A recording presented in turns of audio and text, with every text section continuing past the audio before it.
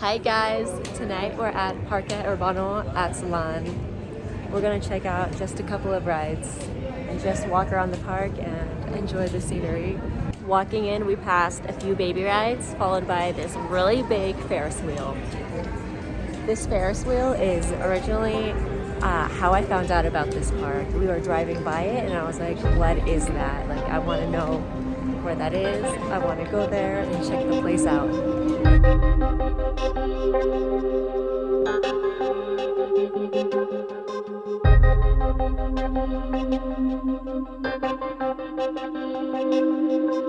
This white structure here used to be a ride. Not anymore. They put this ride here instead. It's a dinosaur ride and you go around in a circle while you're flying.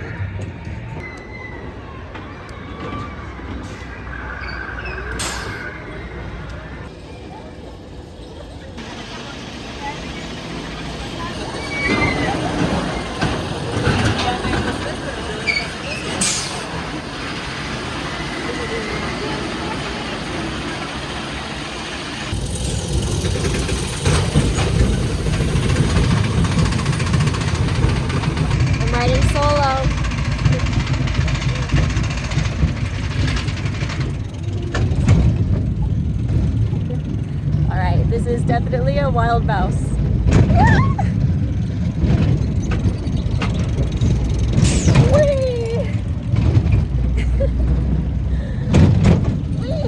The views are so nice behind me.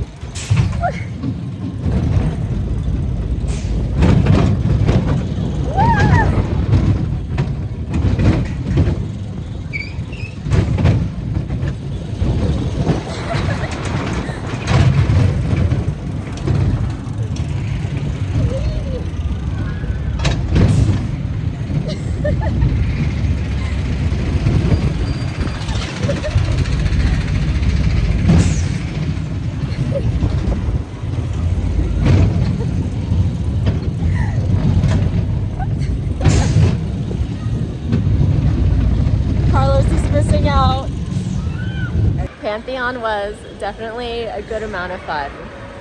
I wasn't expecting this park to have a ride like this. That was definitely a wild mouse. There were fun turns, good spins.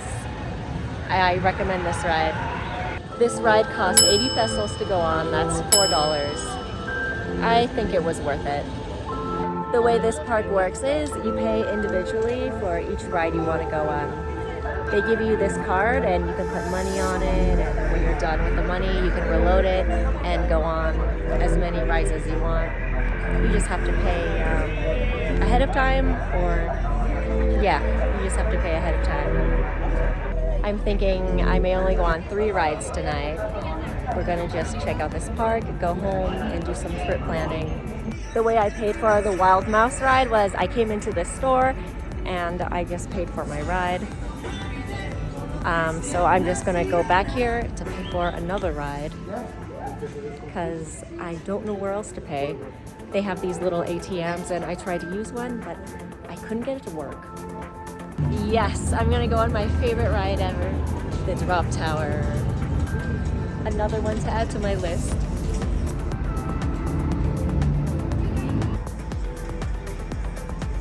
Ashley made me bring her to a carnival. Your daughter likes roller coasters too much. And then we went to the... Hold on, I'll call you right back. Oh my god, that was the best ride ever. Wow, I loved it because it was really high. I have to find out exactly how many feet that was. And I like it because when you go up to the top, you get an amazing view of the park and the city, and we were up there for quite a while, so I felt like I was just away from everything and it was just super peaceful. And then all of a sudden it just drops and it was just so intense.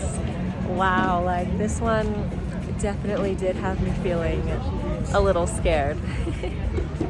Which I like. I like a challenge. In total, I've been on 12 drop towers. I'm sure I've been on more. I just didn't write them down, didn't keep track of them. But yeah, this was my 12th one. and it was a good one. They do have this mini drop tower behind me, but I'm not gonna go on it. I'm just gonna let it go and keep my list with the bigger drop towers. The taller, faster ones, high intensity. That's what I like, and that's what I like to compare.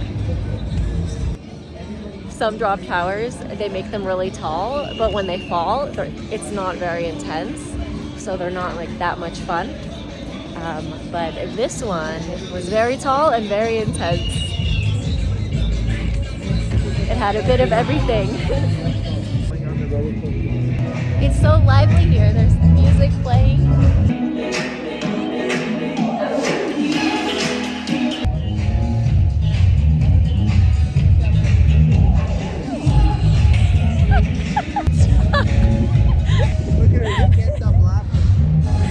If you're hungry, there's all these restaurants you can come to. And remember, it's free entrance to come here. So if you're hungry, you could just come here, eat food, get in for free, and walk around and enjoy this lively atmosphere. Music, play some games. It's a Monday night at 9 p.m. There's not really a line for any ride. There's just a few people in line for certain rides. That one looks like fun. People probably wondering who's this random white girl walking around here. Crazy. She said she would work at a grocery outlet part-time. This one looks like a lot of fun. Wow. When I bought tickets for this ride, I didn't even know that it spun around. I'm so much more excited now. Wow. I can't wait.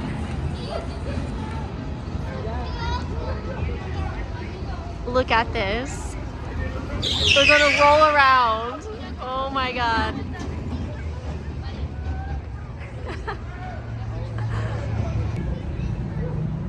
Now I'm gonna go on Moto Metas. This one cost $3, 60 pesos.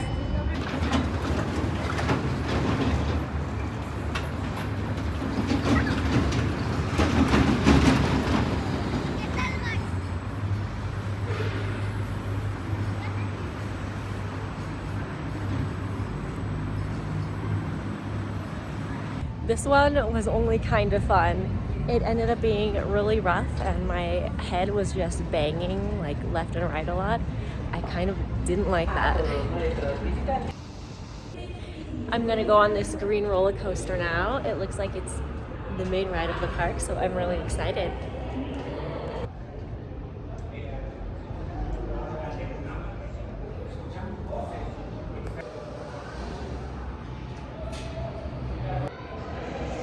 This looks like an SLC, not my favorite type of roller coaster, but I'm gonna go on it anyways. As long as it's smoother than the last one, I'm happy.